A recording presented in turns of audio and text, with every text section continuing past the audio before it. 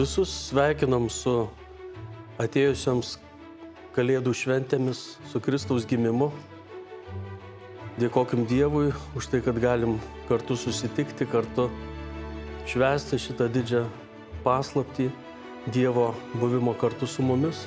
Ypač šiomis dienomis, kada daug įtampos tarp žmonių, daug nesusišnekėjimo, nesusikalbėjimo, mestų kaltinimų vieni kitiems.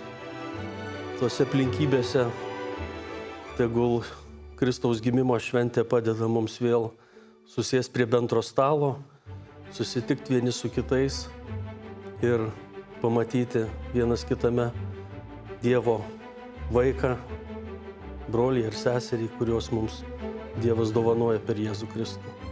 Aš dar norėčiau, Andriau, prisiminti tą nuotaiką po kūčių vakarienės, kai žmonės ateina į bernelių mišias ir atsinešia savo šeimos kvapą, stalo kvapą, silkių kvapą.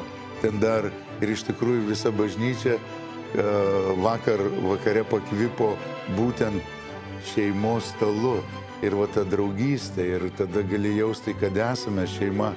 Ir šiandien tą kalėdų rytą tikrai norisi tos palaimos, kad plačiau išgyventumėt ir su draugais pabendrautumėt, kad Kristus atėjo tam kaip Emanuelis.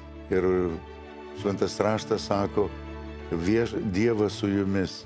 Nepamirškime, kad be Dievo iš tikrųjų nėra gyvenimo, be Dievo nėra taikos.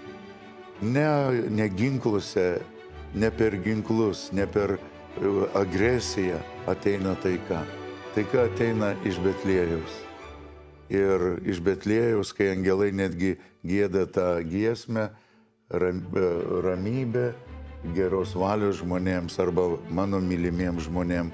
Todėl iš tiesų įžengiant į naujuosius 2026 metus, mes visi krikščionys, mūsų šeimą nepamirškime, kad tai yra viešpaties metam. Ir taip trokšta širdis, kad mes įsilaisvintume iš tokių neva mandrių, naujoviškų pasisakymų, iš tų visokių horoskopų, kurios dabar jau čia sudarinėja ir į tą 12 dėžučių sudeda, į tą vergovės dėžių jūs sukiša, ir avinais, ir asilais jūs vadina, ir metus vadina visokiais gyvuliškais vardais. Metai yra viešpaties metai, o viešpats, kaip Jono Evangelijoje prologė sako, jis buvo gyvybė, tas žodis buvo gyvybė ir ta gyvybė buvo žmonių šviesa. Todėl tikrai kūdikis mums gimė, būkit palaiminti, pripildyti džiaugsmo ir jeigu esate arčiau Kristaus, esate toliau nuo baimių.